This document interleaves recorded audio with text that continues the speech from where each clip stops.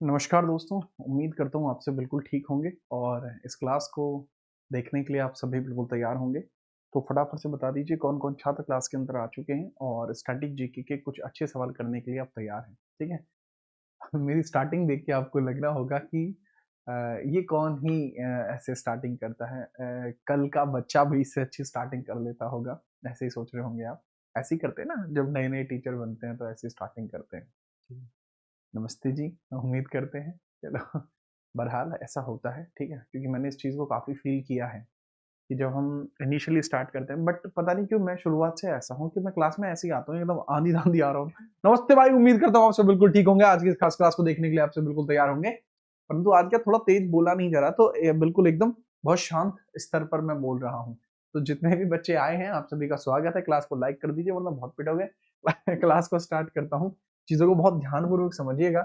NTPC 2026 के लिए static GK ऐसा पोर्शन रह सकता है जो दिमाग की दही आपकी कर सकता है।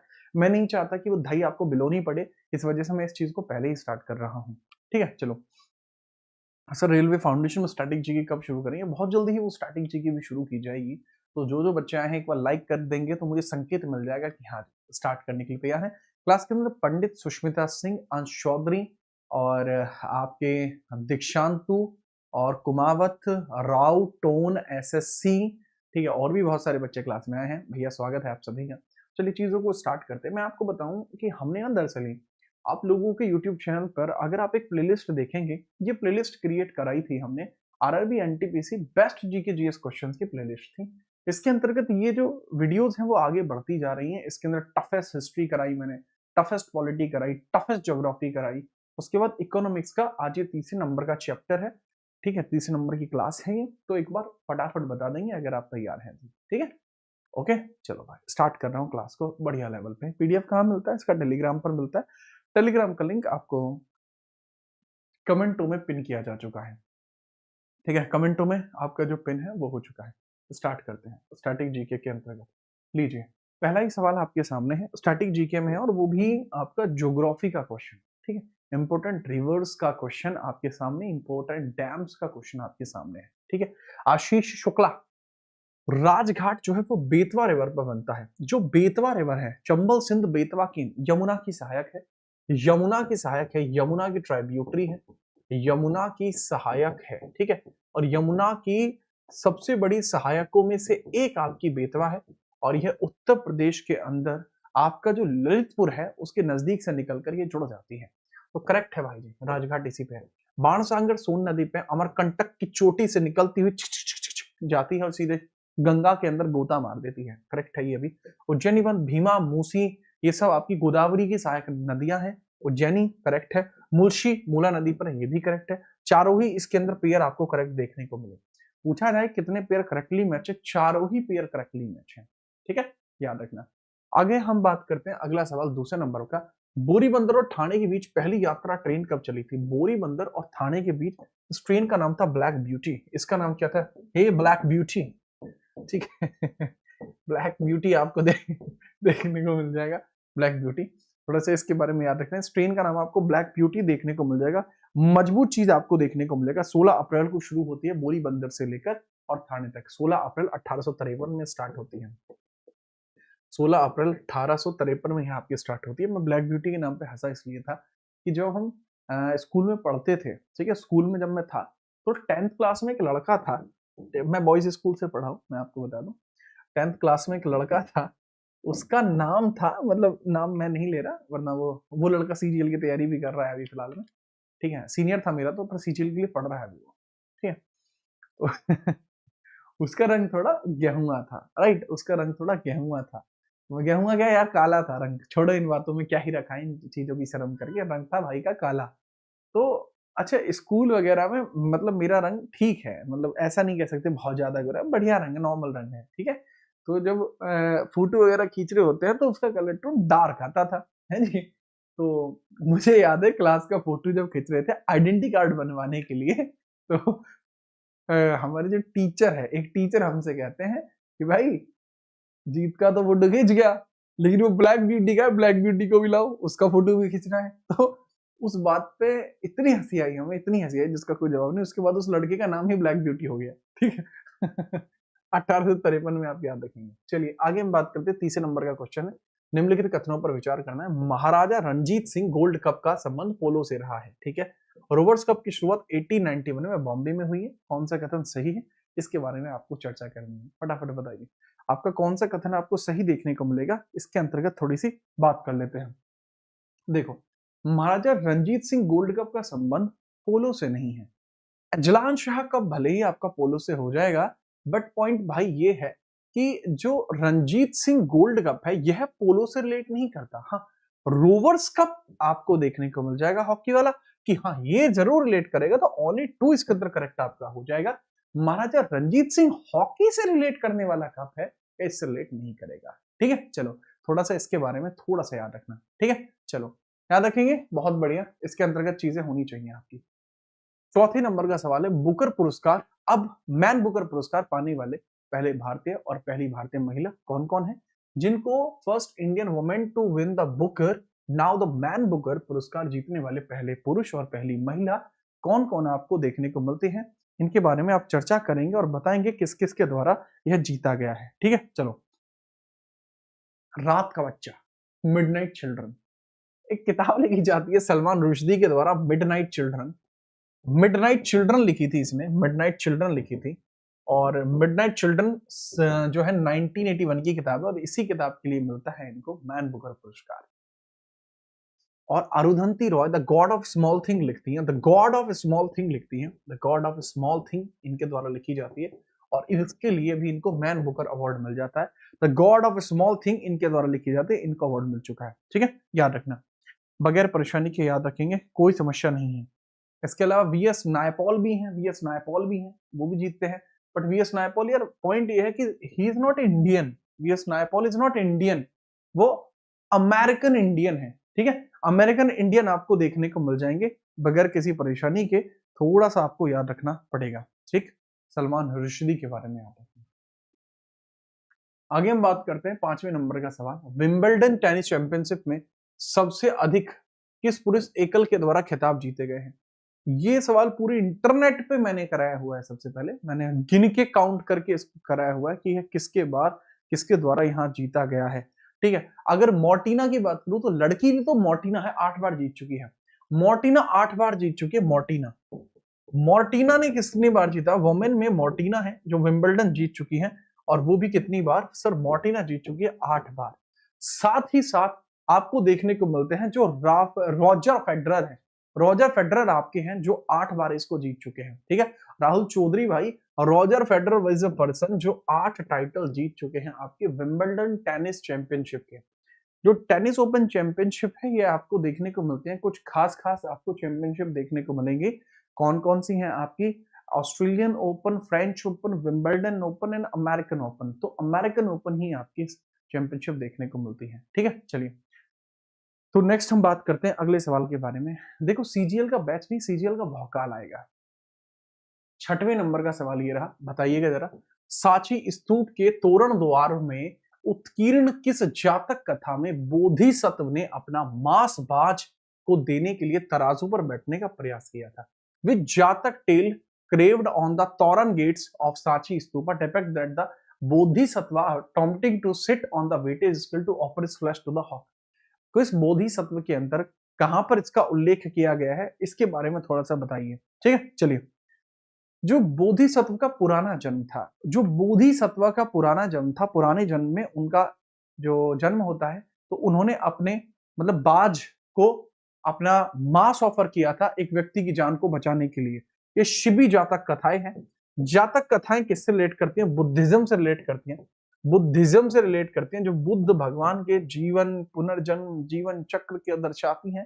तो इसके अंदर एक शिबी जातक कथा आपको देखने को मिलती है, इसके अंतर्गत ही यह बात की गई है। ठीक है, याद रखेंगे बगैर किसी परेशानी के। ठीक है, ये महात्मा बुद्ध के लिए एक करुणा और त्याग को दर्शाती है कि महात्मा बुद्ध में कितनी करुणा थी, कितना त्याग उनमें था, ये उस चीज को दर्शाती है। इसके बारे में याद रखना, दैट वाज शिबी, आपको देखने को मिल जाएगा। ठीक है, नेक्स्ट हम बात करते हैं 7वें नंबर का सवाल, बताइए, भांड पाथेर थिएटर रंगमंच मुख्य रूप से भारत में से किस राज्य के अंतर्गत देखने को मिलता है। भांड पाथेर, भांड पाथेर को लेकर आपको ना पता हो तो मूवी भी बनाई गई है। ठीक है, जो पाथेर भाट पाथेर को करके मूवी भी आपकी बनाई गई है, इसके अंतर्गत याद रखना एक बहुत बेहतरीन सा मोनोलॉग भी आपको इसमें देखने को मिलता है। भाट पाथेर को एक तरीके से आपका थिएटर आर्ट के तौर पर परफॉर्म किया जाता है, थिएटर आर्ट के फॉर्म पर इसको प्रमोट किया जाता है और जम्मू और कश्मीर में देखने को मिलता है। अच्छा, केरला के अंदर भी बात करूं तो निशा गांधी करके आपका एक बहुत ही फेमस सा यह आपका थिएटर ड्रामा होता है। थिएटर ड्रामा आपको देखने को मिलता है भांड पाथेर के अलावा। जो आपका निशा गांधी है, यह आपका भरतनाट्यम से और आपका कथकली से रिलेट करता है। निशा गांधी फेस्टिवल, राइट है, ठीक है, ओके। हम बात करते हैं, नेक्स्ट हम बात करते हैं 8वें नंबर का सवाल, इसके बारे में मुझे बताइए। रोवर्स कप प्रसिद्ध फुटबॉल टूर्नामेंट है जो ऐतिहासिक महत्व रखता है। इसकी शुरुआत 1892 में हुई। Sultan Azlan Shah cup Malaysia में आयोजित एक वार्षिक अंतरराष्ट्रीय पुरुष मैदानी हॉकी प्रतियोगिता है। 2 क्वेश्चन आपके सामने फेंक के मारे गए हैं, इसके बारे में हम बात करते हैं। क्या आंसर इसके अंतर्गत सही होना चाहिए? फटाफट बताइए, इसके अंतर्गत क्या आंसर सही होना चाहिए। बात को समझना, रोवर्स कप की शुरुआत 1891 में हुई है, ना कि 92 में। बाकी सब कुछ सही है, बट पहला स्टेटमेंट गलत हो गया। Sultan Azlan Shah cup Malaysia में ही होता है, ये पुरुष हॉकी से रिलेट करता है। इसका भी ऑप्शन ओनली 2 ही हो जाएगा, ओनली 2 ही इसका भी ऑप्शन हो जाएगा, ठीक है, याद रखना। देखो बच्चे कह रहे हैं स्वेटर बदल लो, भाई स्वेटर बदलने में पैसे लगते हैं भाई, पैसे पीस ही लगते हैं, पीस ही, ठीक है। चलो नेक्स्ट हम बात करते हैं 9वें नंबर का सवाल है। बताइए, सुल्तानगंज बिहार में भागलपुर के पास में खोजी गई गौतम बुद्ध की विशाल प्रतिमा की अवधि क्या है? 21 वंश की है।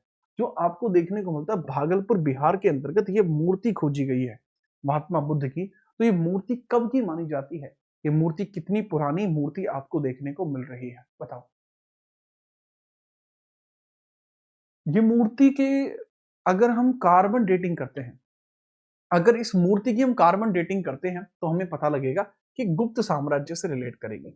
इस मूर्ति की अगर हम कार्बन डेटिंग कर दें, अगर इस मूर्ति की हम कार्बन डेटिंग करते हैं, कार्बन डेटिंग के लिए C14 टेक्नोलॉजी आपकी यूज होती है, C14 टेक्नोलॉजी यूज होती है। उसी से हमें पता लगता है कि भाई साहब यह भागलपुर बिहार में है। और यहीं पर आपको पता लगता है कि सर सटीक तौर पर याद रखना, ठीक है, सटीक तौर पर याद रखना, गौतम बुद्ध की है प्रतिमा, गुप्त काल की है, याद रखना। सबसे ज्यादा प्रतिमा इनकी कब बनी है? सर कुषाण काल में इनकी सबसे ज्यादा प्रतिमाएं बनी है, कुषाण काल में इनकी सबसे ज्यादा प्रतिमाएं बनी है।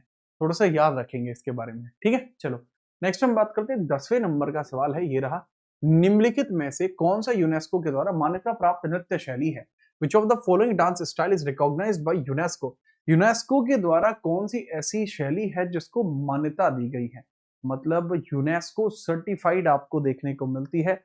कौन सी आपकी ऐसी कला है? सर आप भी जानते, राजस्थान में एक कला आपको देखने को मिलती है, राजस्थान में एक कला देखने को मिलती है, उसके बारे में समझिएगा कि कला का नाम है कालबेलिया। कालबेलिया कला है, यह 2010 में यूनेस्को में शामिल की गई। 2010 में इसको यूनेस्को में शामिल किया गया, यूनेस्को में इसको शामिल किया गया। बेस्ट आपको देखने को मिलेगा, correct answer would B UNESCO. UNESCO में ही इसको शामिल किया गया है। थोड़ा सा इसके बारे में याद रखना, ठीक है, याद रखना। 11वें नंबर का सवाल ये समझिएगा, किस मणिपुरी शास्त्रीय नर्तक ने इम्फाल में महिलाओं के लिए गोविंद जी नृत्य विद्यालय खोला था? Which Manipuri classical dancer open the Govind ji Nrityalaya dance school for women in Imphal? Imphal में वुमेन के लिए डांस स्कूल खोला गया है, वह आपका खोला जाता है किसके द्वारा? इनके बारे में थोड़ा सा आप बता दीजिए, किसने इसको खोला है, इनका नाम क्या रहेगा? फटाफट बताइए, फटाफट हम बात करते हैं बगैर परेशानी के, ठीक है। अगर हम बात करते हैं, ये चंद्रकांत नहीं है, ये है आपके विपिन सिंह। गुरु विपिन सिंह आपको देखने को मिलेंगे। कौन? गुरु विपिन सिंह आपको देखने को मिलेंगे, इसके बारे में बात करेंगे। गुरु विपिन सिंह आपको देखने को मिलेंगे, इनके बारे में आप थोड़ी सी चर्चा करेंगे। करेक्ट आंसर वुड बी गुरु विपिन सिंह। मणिपुरी से रिलेट करते हैं, मणिपुरी से रिलेट करते हैं, इन्हीं के द्वारा आपका यह जो विद्यालय खोला गया था 1980,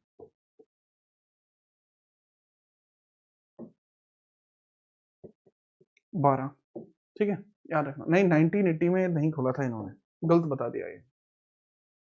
12वें नंबर का सवाल बताइए, झांसी के पास देवगढ़ का मंदिर और इलाहाबाद के पास गढ़वा मंदिर में बनी मूर्तियां किस काल की है? देखो झांसी के पास जो देवगढ़ में आपको मंदिर देखने को मिलता है, देवगढ़ का दशावतार मंदिर आपको देखने को मिलता है। देवगढ़ का जो मंदिर आपको देखने को मिलता है, जिसको दशावतार मंदिर के तौर पर कहा जाता है। देवगढ़ का मंदिर कौन सा? दशावतार मंदिर आपको देखने को मिल जाएगा। ठीक है, चलो दशावतार आपको देखने को मिल जाएगा। देवगढ़ में है आपका दशावतार, दशावतार मंदिर, दशावतार मंदिर आपको देखने को मिलता है। इसके बारे में समझिएगा, दशावतार मंदिर के बारे में। मौर्य कला, गुप्त कला, राष्ट्रकूट कला या उपयुक्त में से एक से अधिक कला आपकी मेजरली कौन सी है? सर ये गुप्त कला का बेस्ट एग्जाम्पल है। दशावतार मंदिर गुप्त कला का बेस्ट एग्जाम्पल है, आपको देखने को मिल जाएगा। बी आंसर गुप्त कला का बेस्ट एग्जाम्पल देखने को मिलेगा। यही है झांसी के पास। ठीक है, चलिए क्या सर दीपावली को भी फेस्टिवल? नहीं भाई जी, नहीं नहीं। नेक्स्ट हम बात करते हैं 13वें नंबर का सवाल। आप बताइए, जीवन कष्टों और दुखों से भरा हुआ है और ऐसा हमारी इच्छा और लालसाओं की वजह से होता है। उपरोक्त दीक्षा किसके द्वारा की गई है? जीवन में दुख ही दुख है, दुख का कारण है, दुख का निवारण भी है और दुख का निवारण अष्टांगिक मार्ग से हो सकता है। इस प्रकार की बातें किसके द्वारा कही गई हैं? आप सभी जानते हैं कि सर अष्टांगिक मार्ग का ज्ञान किसी और ने नहीं बल्कि गौतम बुद्ध ने दिया था। शंकराचार्य आपके देखने को मिल जाएंगे हमारे यहाँ वैष्णव गुरुओं में से एक हैं। वर्धमान महावीर 24th तीर्थंकर आपको देखने को मिल जाएंगे, तीर्थंकर आपको देखने को मिल जाएंगे। और ऋषभ देव हैं आपके पहले फर्स्ट तीर्थंकर, तीर्थंकर आपके पहले नंबर के देखने को मिलते हैं। आपको कौन? ऋषभ देव, याद रखिएगा इनके बारे में। ठीक है, चलो आगे हम बात करें। गुरुजी मौर्य काल में मूर्तियां बनती थी क्या? हाँ बनती थी, मौर्य काल में मूर्तियां बनती थी। वहां पर भी लॉस्ट वैक्स कास्टिंग मेथड का यूज किया जाता था, राइट। चलो हम बात करते हैं 14वें नंबर का सवाल। आप बताइए, निम्नलिखित में से किस जिले में बिहार का एकमात्र राष्ट्रीय उद्यान आपको देखने को मिल जाएगा? 14वें नंबर का सवाल है ये, बताओ जरा इसके बारे में। निम्नलिखित में से किस जिले में बिहार का एकमात्र राष्ट्रीय उद्यान देखने को मिल जाएगा? बिहार में वाल्मीकि नेशनल पार्क देखने को मिलता है। बिहार में क्या है? वाल्मीकि नेशनल पार्क आपको देखने को मिलता है। इसके बारे में बताइए। ठीक है, चलिए ठीक है चलिए वेस्ट चंपारण में आपको देखने को मिल जाएगा। बिहार की जो कैपिटल है, बिहार की कैपिटल है पटना। बिहार की कैपिटल आपको देखने को मिलती है पटना, बिहार की कैपिटल है पटना। और अगर मैं चर्चा करूं किस जिले में बिहार का एकमात्र राष्ट्रीय उद्यान स्थित है, वह वेस्ट चंपारण में देखने को मिल जाएगा। कहां पर है? वेस्ट चंपारण में आपको वह देखने को मिलेगा। ठीक है, याद रखना। क्लास के अंदर दो कमेंट है अलग अलग, एक बच्चा है अनुपम सैनी, भाई कमेंट लिख दो। दूसरा बच्चा जो कह रहा है कि सर मैं कुछ भेजने वाला हूँ, तुम भी भेज दो, राहुल भाई तुम भी भेज दो। चलो खुल के खेलो तुम। 15वें नंबर का सवाल ये रहा, निम्नलिखित वन्य जीव अभ्यारण्यों में से कौन सा युग्म सही सुमेलित नहीं है? बताइए कौन सा ऐसा है जो सही सुमेलित नहीं है। बात करते हैं। नामदफा अरुणाचल सही है, ओके। डैम्पा गलत हो सकता है। नामेरी असम सही है। बुक्सा वेस्ट बंगाल सही है। डैम्पा आपका मिजोरम में नहीं है, मेघालय में है। डैम्पा मेघालय में आपको देखने को मिलता है, ना कि Mizoram. B is the answer, B आपको देखने को मिल जाएगा, बी आपको देखने को मिल जाएगा। थोड़ा सा याद रखना, ठीक है। चलिए बगैर परेशानी की, हाँ परफेक्ट है, परफेक्ट आपको देखने को। बुक्सा नेशनल पार्क तो वेस्ट बंगाल में ही है ना भाई। ठीक है, थैंक यू भाई मिश्रा जी। 16वां नंबर का सवाल है, जेरोक्स मशीन का आविष्कार किसके द्वारा किया गया था? Who invented the xerox machine? कि कॉपी को देखकर कॉपी बना दी जाए, ये किसके द्वारा किया गया था? ठीक है, चलिए फटाफट बताओ किसके द्वारा किया गया। करेक्ट आंसर की हम बात करते हैं, ठीक है। करेक्ट आंसर आपको देखने को मिल जाएगा चेस्टर कार्लसन, आपको देखने को मिल जाएगा चेस्टर कार्लसन आपको देखने को मिलेगा, जिसके द्वारा जेरोक्स मशीन की खोज की गई है। ठीक है, चलिए चेस्टर के बारे में याद रखना, चेस्टर कार्लसन। ऐसे बाकी भी आएंगे तो उनके बारे में भी मैं इसी प्रकार से चर्चा करूंगा। ठीक है, बिहार में है पटना, तो कहीं और क्यों जाना? बहुत बढ़िया। 17वें नंबर का सवाल आप मुझे बताएंगे। सवाल है, निम्नलिखित में से कौन एक बायोस्फीयर रिजर्व या संरक्षित बायोस्फीयर नहीं है? Which of the following is not a biosphere reserve और प्रोटेक्टेड बायोस्फीयर? कौन सा ऐसा है जो बायोस्फीयर रिजर्व नहीं है, प्रोटेक्टेड बायोस्फीयर आपको देखने को मिलता है? इसके बारे में चर्चा कर लेते हैं, क्या आंसर आपको देखने को मिलेगा। करेक्ट आंसर आपका क्या होगा sir? Kaziranga not a biosphere reserve और protected biosphere. But this is a national park, this is a national park. Protected तो नहीं है, ठीक है, याद रखना, पर फेमस है, ठीक है, प्रोटेक्टेड तो नहीं है, बच्चे फेमस हैं, ठीक है, याद रखना।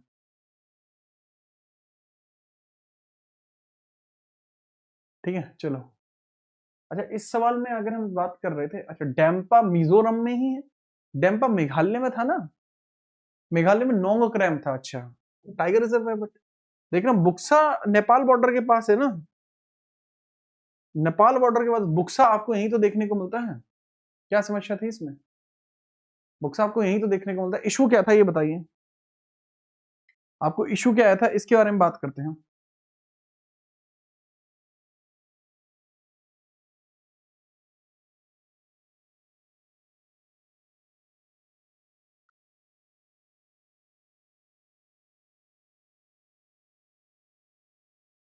ठीक है, याद रखना।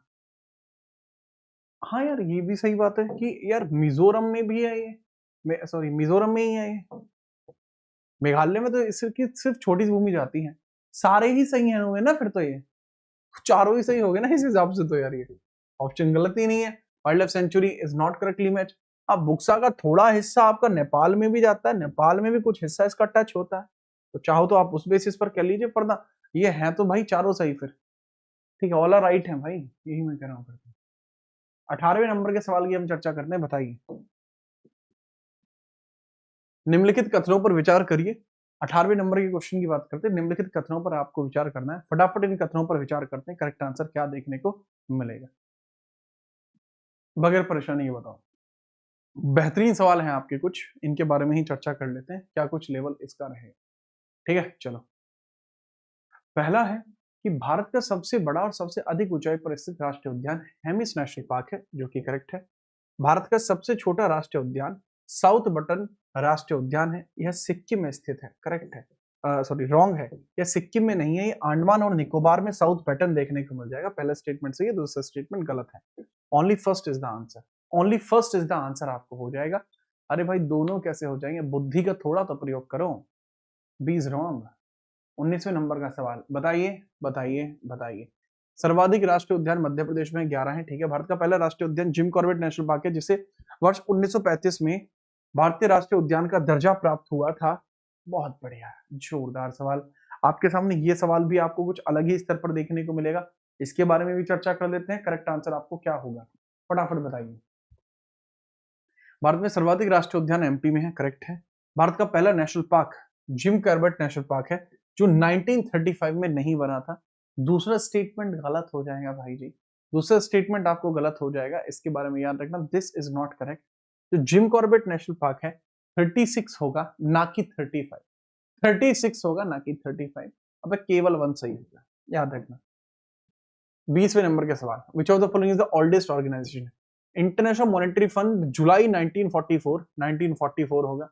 WHO 7 अप्रैल 1948, ठीक है, याद रखना। ILO 1919, फाओ 1950, 1948, तो करेक्ट आंसर होगा ILO, international labour organisation, headquarter Geneva, ये पुराना होगा, ठीक है। चलो आगे पूछा गया है कि भाई बताना है विच ऑफ द, कौन सा स्टेटमेंट सही नहीं है पूछा है, ओफो, कौन सा स्टेटमेंट सही नहीं है, तो भाई दूसरा स्टेटमेंट सही नहीं है, ओनली 2 होगा बच्चे, ये स्टेटमेंट तो सही है भाई, सही नहीं है पूछा तो जस्ट ऑपोजिट हो जाएगा ना भाई, मैंने पढ़ा जो मैंने जवाब दिया, आपने पढ़ा जो आपने जवाब दिया, क्यों भाई।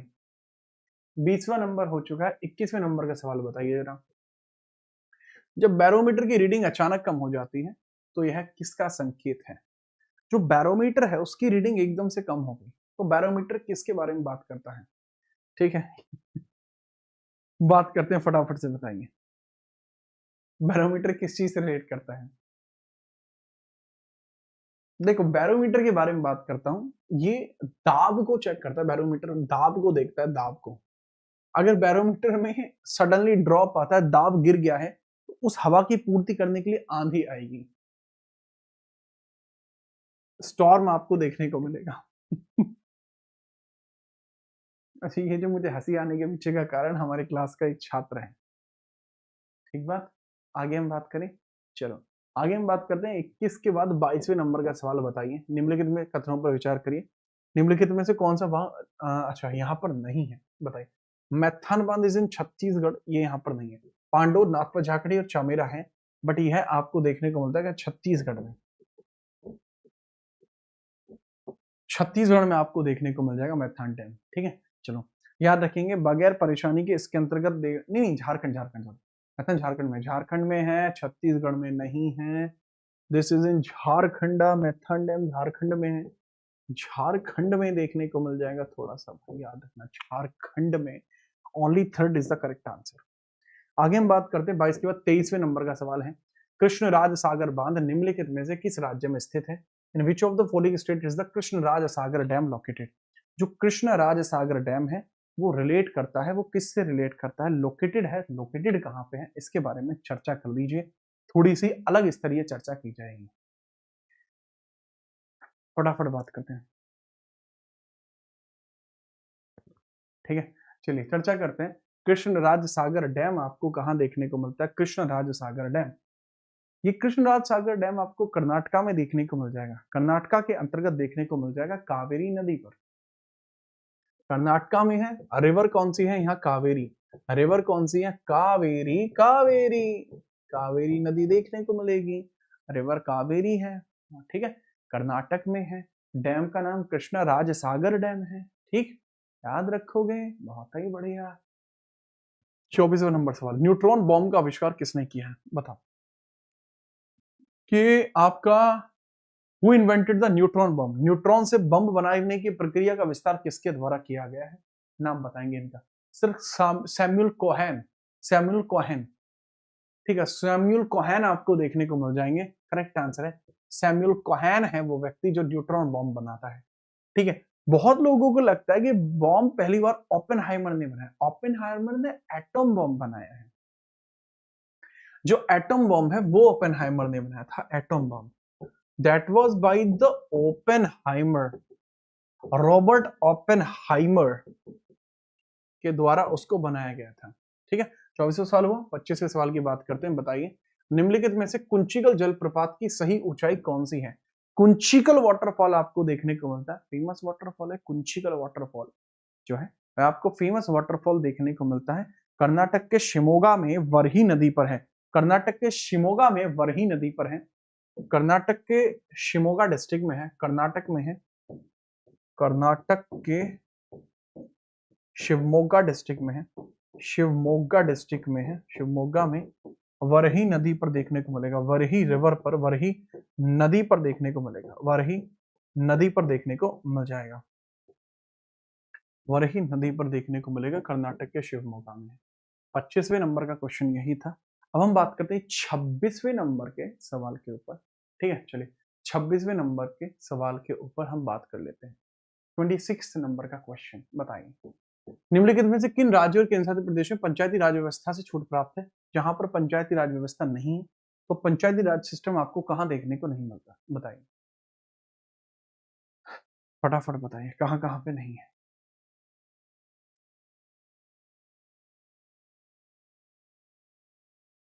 कहां पंचायती राज सिस्टम नहीं है? म्युनिसिपल कॉर्पोरेशन देखने को मिलता है, वो एक प्रकार का पंचायती राज है। पंचायती राज दो प्रकार का हो सकता है सर, मेघालय में नहीं है, मिजोरम में नहीं है, जम्मू कश्मीर में नहीं है, लद्दाख में नहीं है, दिल्ली में है, क्योंकि दिल्ली में म्युनिसिपलिटी है, क्योंकि दिल्ली में म्युनिसिपलिटी और म्युनिसिपलिटी को चलाने के लिए भी पंचायती राज सिस्टम की ही जरूरत पड़ती है। ठीक है, चलो तो करेक्ट आंसर वुड बी 1 2 4 5, 1 2 का 4 5। ठीक है, याद रखेंगे। आगे हम बात करते हैं 26 के 27 नंबर का सवाल बताएंगे। भारत में निम्नलिखित में से किसी भौतिकी के विद्युत चुंबकत्व और प्रकाशिकी क्षेत्र के एकीकरण के लिए कार्य करने का श्रेय दिया जाता है, जिन्होंने इलेक्ट्रिसिटी, मैग्नेटिज्म और ऑप्टिक्स को एक साथ मिला दिया। मतलब ये आदमी जिसने पूरी खिचड़ी बना के फेंक दी, इनका नाम आपको क्या देखने को मिलेगा? आपने मैक्सवेल के रूल पढ़े होंगे, मैक्सवेल राइट हैंड रूल और मैक्सवेल का जो लेफ्ट हैंड रूल है वो आपने जरूर पढ़े होंगे। ठीक है, क्योंकि मैंने पढ़े हैं फिजिक्स के अंदर, मुझे अच्छे से पता है। तो इनका नाम है James Clerk Maxwell. James Clerk Maxwell आपको देखने को मिलते हैं, जिनके द्वारा इस प्रकार की जो चर्चाएं हैं वो की गई हैं। ठीक है, चलिए तो इनके बारे में याद रखेंगे, बगैर परेशानी के याद रखना, इनके द्वारा ही काम दिया जाता है, इनके द्वारा एक सिंगल थ्योरी दी जाती है, इलेक्ट्रोमैग्नेटिज्म की सिंगल थ्योरी दी जाती है इन्हीं के द्वारा। ठीक है, इलेक्ट्रोमैग्नेटिज्म सिंगल थियरी इन्हीं के द्वारा दी गई है। 28वां सवाल, वेम्बनाड लेक कहां पर है? वेम्बनाड लेक कहां पर देखने को मिलती है? वेम्बनाड लेक के बारे में याद रखना, यहाँ पर एक बोट रेस भी की जाती है, नेहरू बोट रेस भी की जाती है, क्योंकि केरला में आपको देखने को मिलती है। इसी के अंदर आपकी नेहरू बोट रेस भी होती है, नेहरू बोट रेस भी आपको देखने को मिलेगी, वेम्बनाड झील के अंतर्गत ही आपको देखने को मिलती है। उसके बारे में थोड़ा तगड़े प्रकार से याद रखिएगा, ठीक है। चलिए, हाँ भाई, चेंज कराते हुए नागालैंड का नाम। 29वें नंबर का सवाल आप बताइए, निम्नलिखित कथनों पर विचार कीजिए। Wisden trophy, Wills cup, World Series cup और कॉर्बेलियन कप, कॉर्बेलियन कप के बारे में बात करते हैं। जो द फॉलोइंग स्टेटमेंट उपयुक्त में से कौन सा क्रिकेट से संबंधित नहीं है, पूछा है। कौन सा ऐसा है जो क्रिकेट से संबंधित आपका नहीं है, इसके बारे में हम चर्चा करते हैं, बताइए। देखो, अगर हम बात करते हैं विजडन, वेल्स और वर्ल्ड सीरीज कप, ये तीनों ही रिलेट करेंगे क्रिकेट से, बट पॉइंट ये है कॉर्बेलियन कप पोलो से रिलेट करेगा, यह इससे रिलेट नहीं करता। Only four not related to cricket. 30वें नंबर का सवाल बताइए, कैल्शियम का आविष्कार हम्फ्री डेवी ने किया, थोरियम का आविष्कार जॉन जैकब बर्जीलियस के द्वारा किया गया है। दो सवाल आपके सामने फेंक के मारे गए हैं, करेक्ट आंसर की बात करते हैं। देखो, इसमें थोड़ा याद रखना, ठीक है। चलो, इसमें थोड़ा सा आप याद रखेंगे स्टेटमेंट के बारे में, ठीक है। चलो, ये पहला पॉइंट कि कैल्शियम का आविष्कार हम्फ्री डेवी ने किया है, ये स्टेटमेंट सही है। और थोरियम का आविष्कार जॉन जैकब बर्जीलियन के द्वारा किया गया, ये भी सही है। These both statement are correct, ये दोनों ही स्टेटमेंट आपको सही देखने को मिल जाएंगे, ये दोनों ही स्टेटमेंट आपको सही देखने को मिल जाएंगे, इसके बारे में आप याद रखें। 31वें नंबर का सवाल, निम्नलिखित में से किसने अति चालकता की खोज की और 1913 में भौतिकी का नोबेल पुरस्कार प्राप्त किया? Who discovered superconductivity and received the Nobel Prize in Physics in 1913? Physics में नोबेल प्राइज जीतते हैं 1913 में, किसमें? फिजिक्स में। इंपोर्टेंट किस वजह से है ये, इनके बारे में आप याद रखना, क्योंकि भाई इनके द्वारा बहुत बड़े बड़े काम किए गए हैं, ठीक है। चलो, बहुत बड़े बड़े काम इनके द्वारा किए गए हैं, ठीक है।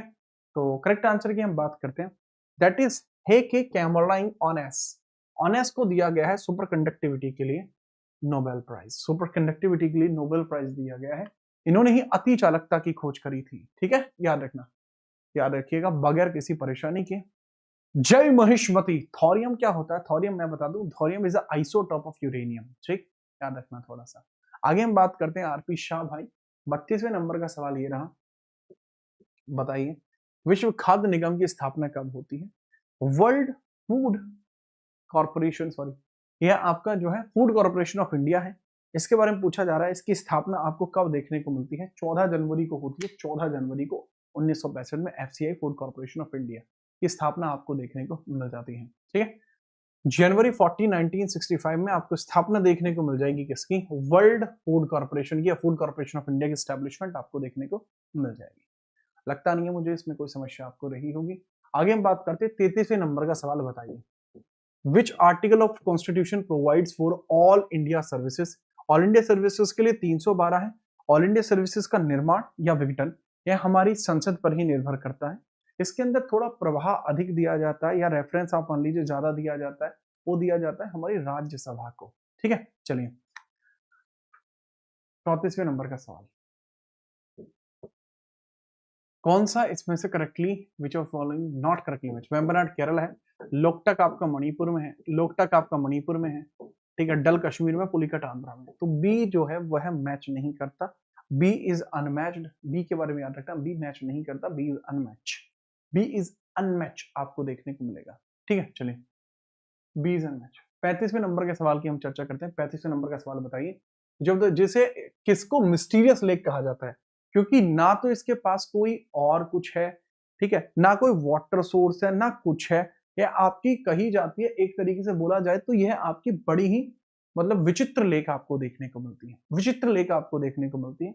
इसका नाम है रूपकुंड लेक, रूपकुंड झील आपको देखने को मिलती है, जिसको मिस्टीरियस लेक का नाम भी दिया जाता है, क्योंकि इसके आसपास कोई जल स्रोत नहीं है, जमीन में से ही जल इसके ऊपर आता है, और ये जल खराब भी नहीं होता है, बारिश का और जमीन के नीचे का धरातल का जल इसके अंतर्गत आता रहता है, ठीक है, याद रखना। That is Roopkund lake. Next हम बात करते हैं, अगला सवाल आपके समक्ष आपसे पूछा जा रहा है, 36वें नंबर का सवाल है, बताइए रणजी ट्रॉफी 34 से शुरू हुई, मर्डेका कप मलेशिया के द्वारा 1957 से आयोजित किया जा रहा है, कौन सा स्टेटमेंट इसमें सही है, बताइए कौन सा स्टेटमेंट इसके अंतर्गत आपको सही देखने को मिला है। कमाल की बात बताऊं आपको, कमाल की बात आपको बताऊं, वो उत्तराखंड में है। जी हाँ, Roopkund lake is in Uttarakhand, right, that is in Uttarakhand. The persons who are unable to get this is from Uttarakhand. Okay, अब इसके बारे में बात करते हैं।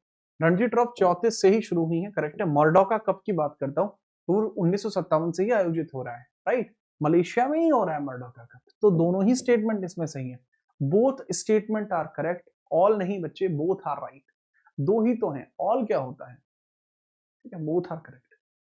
37वें नंबर का सवाल ये रहा, आप बताएंगे कौन सा दर्रा श्रीनगर को गिलगित से जोड़ता है और भारत को मध्य एशिया से जोड़ने वाले मार्ग के रूप में कार्य करता है। ऐसा दर्रा जो भारत को मध्य एशिया में जाने के लिए, मध्य एशिया में जाने के लिए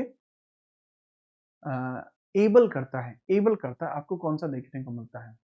करेक्ट आंसर क्या रहेगा सर, दैट इज बुर्जिल पास। बुर्जिल पास वो है जो श्रीनगर को गिलगित से जोड़ता है, और अगर आप श्रीनगर से गिलगित जाते हैं तो वहां आगे को आपके लिए रास्ता खुल जाएगा, वहां आगे को आपके लिए रास्ता खुल जाएगा और वह जाएगा सीधा बुर्जिल पास से होता हुआ कहां पर, सेंट्रल एशिया में। अब जैसे एक बच्चा है जो कह रहा है सर बजट के लिए क्लास ले लीजिए, गोविंद कह रहा है, बट एक बार सर्च कर देना बजट 2026 बाई जीत रहना, आपको खुद मिल जाएगा। ठीक है, चलो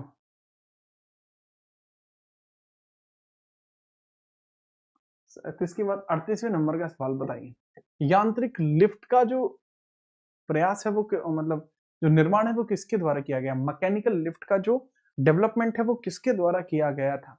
लिफ्ट के आविष्कारक कर्ता कौन देखने को मिलते हैं सर, लिफ्ट के आविष्कारक कर्ता देखने को मिलते हैं Elisha Graves Otis. Elisha Graves Otis के द्वारा, एलिशा ग्रेविस ऑटिस के द्वारा स्थापना की जाती है जो आपकी मैकेनिकल लिफ्ट है उसकी। मैकेनिकल लिफ्ट के बारे में चर्चा करते हैं, वो एलिश ग्रेविस ऑटिस के द्वारा की गई है। 39वां, प्रिंटिंग प्रेस का आविष्कार किसके द्वारा किया गया है, इसके बारे में बताना। अच्छा, प्रिंटिंग प्रेस वैसे इंडिया में कब आया था सर, गोवा में आया था ये, 1556 में इसकी स्टैब्लिशमेंट होती है। पोर्तुगीज इसको लेकर आए थे, पोर्तुगीज इसको लेकर आए थे, लेकिन कहा जाता है कि चाइना के अंदर ये आपका पहली शताब्दी से मौजूद था कि भाई कागज कैसे बनता है, प्रिंटिंग कैसे चलती है। बट पॉइंट ये आता है, जोहानस गुटेनबर्ग नाम के पर्सन है जो पहली बार प्रिंटिंग प्रेस का काम शुरू करते हैं, जो प्रिंटिंग प्रेस का निर्माण करते हैं। वर्तमान में मेरी स्थिति मैं तुम्हें सच बताऊं ठीक है, मेरा जो सर है वो पूरा घूम रहा है, ठीक है, याद रखना।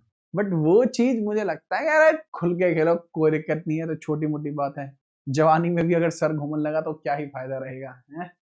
चलिए हम बात करते हैं, लेकिन मेरा बुढ़ापा है, तुम ये भी समझ लेना भाई, ठीक है। 40वें नंबर का सवाल बताइए, भारत के महाराष्ट्र में कौन सा प्रमुख दर्रा मुंबई को कई दक्षिणी भारतीय शहरों से जोड़ता है और कर्जत और खंडाला के बीच स्थित है।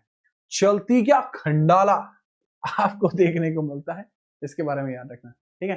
फटाफट इसके बारे में चर्चा करते हैं, कौन सा आपको देखने को मिलेगा। देखो, थालघाट भोरघाट दो आपके पासेस हैं जो साउथ इंडिया में देखने को मिलते हैं। अगर आप तुक्का भी मारोगे तो भोरघाट पे मारोगे भाई। देखो, सुबह हो गई है, भोर हो गई है, ठीक है, झटपट आप खंडाला के लिए चले जाइए, झटपट आप खंडाला के लिए चले जाइए, तो करजात और खंडाला आपको देखने को मिलते हैं इसके अंतर्गत, करजात और खंडाला, ठीक है, याद रखिएगा। नेक्स्ट हम बात करते हैं 41वें नंबर का सवाल, बता दीजिए कौन सा दर्रा हिमाचल प्रदेश और तिब्बत के बीच एक महत्वपूर्ण व्यापार मार्ग के रूप में कार्य करता है और भारत में सतलज नदी का प्रवेश बिंदु है। तो भारत में सतलज रिवर का प्रवेश बिंदु कौन सा है, कि सतलज नदी भारत के अंदर जो प्रवेश करती है वो किससे करती है, कि शिपकिला दर्रा, शिपकिला दर्रा, ठीक है, याद रखना। शिपकिला दर्रा आपको देखने को मिलता है। नाथुला, शिपकिला है हिमाचल में, रोहतांग है हिमाचल में, जोजिला जम्मू एंड कश्मीर में, नाथुला आपको देखने को मिलता है सिक्किम में देखने को मिलता है। नाकुला है, जेलपला है, करेक्ट आंसर है शिपकिला। शिपकिला ही है जो सतलज रिवर के लिए काम करता है एंट्री पॉइंट पर, ठीक है, सतलज रिवर के बारे में बात करता है। और ये राकस्ताल से निकलती हुई आपकी जाती है, झूमती झूमती पाकिस्तान पहुंचेगी ये रिवर, ठीक है। पहले मिठानकोट में ये आपकी जाके मिलने से पहले आपके कपूरथला में ब्यास के पानी को भी अपने अंदर समाहित कर लेती है और फिर खुल के खेलती है और सीधा जाती है मिठानकोट। याद रखना कहां से निकलती है, सतलुज का मैंने हिंट बता रखी है, सतयुग है तो सतयुग में थे राक्षस भी थे, तो राक्षस ताल आपको देखने को मिलता है। 42वें नंबर का सवाल बताइए, भारत में कौन सी पर्वतीय दर्रा लद्दाख को चीन के शी जिनपिंग प्रांत से जोड़ता है और नवंबर से मई तक सर्दियों के मौसम के लिए बंद रहता है, बताइए कौन सा ऐसा दर्रा है जो लद्दाख को चीन के शियांगजिंग प्रांत से जोड़ता है, बताओ। थोड़ा सा इनके बारे में चर्चा कर लेंगे, करेक्ट आंसर क्या होगा सर, अगर आपको याद ना हो तो करेक्ट आंसर होगा आपका काराकोरम पास। काराकोरम ही है जो कि लद्दाख को चीन के शी जिनपिंग प्रांत से जोड़ता है, नवंबर से मई तक सर्दियों के लिए बंद रहता है लेकिन फिर से खुल जाता है, ठीक है याद रखना। नाथुला नेपाल, रोहतांग आपका है हिमाचल में, जोजिला आपका जम्मू कश्मीर में आपको देखने को मिलता है, ठीक है। बारालाचा हुआ ये भी हिमाचल में है, ठीक है। 43वें नंबर का सवाल बताइए, निम्नलिखित में से किस नदी का नाम 1990 के जल विवाद न्यायाधिकरण के साथ जुड़ा है। जल विवाद जुड़ता है कावेरी जल विवाद, यह तमिलनाडु और कर्नाटका में देखने को मिलता है। कावेरी जल विवाद तमिलनाडु और कोलकाता में आपको देखने को मिलता है। इसके अंतर्गत आप याद रखेंगे कोई समस्या आपको नहीं होनी चाहिए, ठीक है याद रखना। तमिलनाडु, केरल, कर्नाटक वगैरह ये सब भी इसके अंदर कूदने का प्रयास कर रहे हैं फिलहाल में। तो 44वें नंबर का सवाल है, भारत में पहली जनगणना कब प्रारंभ होती है। 1872 में आपकी शुरू हुई थी लिटन के समय में, लेकिन इसको 1881 में रिपन के द्वारा नॉर्मलाइज कर दिया गया था कि यह 10 वर्ष के बाद रेगुलर होगी ही होगी, ठीक है। चलो आगे हम बात करते हैं, अगला सवाल है आपका 44 के बाद 45वें नंबर का सवाल है, सरदार वल्लभ भाई पटेल स्टैच्यू ऑफ यूनिटी किस नदी पर बनाई गई है। सर नर्मदा रिवर पर बनाई गई, this is Narmada river, river का नाम नर्मदा है भाई साहब। नाम क्या है रिवर का, नर्मदा आपको देखने को मिल जाएगा, कोई समस्या मुझे लगती नहीं यहाँ पर आपको होगी, ठीक है याद रखना। नर्मदा रिवर 1875 में इनका जन्म हुआ था, ठीक ठाक है। सरदार वल्लभ भाई पटेल, इनको भारत के अंतर्गत आयरन मैन भी कहा जाता है, बिस्मार्क भी इन्हीं को कहा जाता है, ठीक है याद रखना। निम्नलिखित में से कौन से नेपाल की सबसे लंबी नदी आपको देखने को मिलती है। नेपाल की सबसे लंबी रिवर कौन सी है, जैसे हमारी सबसे लंबी रिवर जो हमारे यहीं ही बहती है केवल, दैट इज गंगा। लेकिन अगर हम बात करें जो भारत के अंदर छोटा मोटा भी बह जाती है तो काम चल जाएगा, तो सर वह आपको देखने को मिल जाती है कौन सी, ब्रह्मपुत्रा। बट यह करनाली नदी है, नेपाल में करनाली नदी है, नाली कर देती है ये, करनाली रिवर आपको देखने को मिलती है, उत्तर से दक्षिण के क्षेत्र की ओर बहती है, गंगा से मिल जाती है, गंगा से मिल जाती है, ठीक है चलो याद रखना।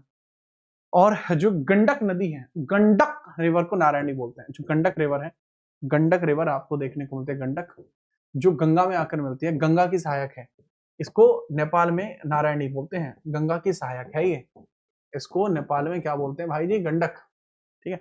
अरे याद होगा ना रामगंगा, गंडक, ठीक है, गोमती, घाघरा, वो सब चीज, ठीक है याद रखना। चलिए चलिए नेक्स्ट हम बात करते हैं 46 का 47वां सवाल। नहीं मैं क्लास ऑफिस में से ले रहा हूँ, ये वाली क्लास ऑफिस से चल रही है, अभी घर जाऊंगा मैं। 47 लाउड स्पीकर का आविष्कार किसके द्वारा किया गया था, जो बहुत लाउड होंगे। लाउड स्पीकर का जो प्रयोग है वो पहली बार किसके द्वारा किया गया है, करेक्ट आंसर क्या है, correct answer would be John Phillips Rees. अरे कौन रीस हमारी कौन कर सके है, कौन रीस कर सके मारी, कोई को ना कर सके, ठीक है। मारी रीस किसी हर किसी के बस की बात नहीं है, ठीक है। चलिए 48वें नंबर का सवाल ये रहा, बताइए जरा, शिवमोगा तुंगा नदी के बाएं तट पर है, Shivamogga is located bank of Tunga river.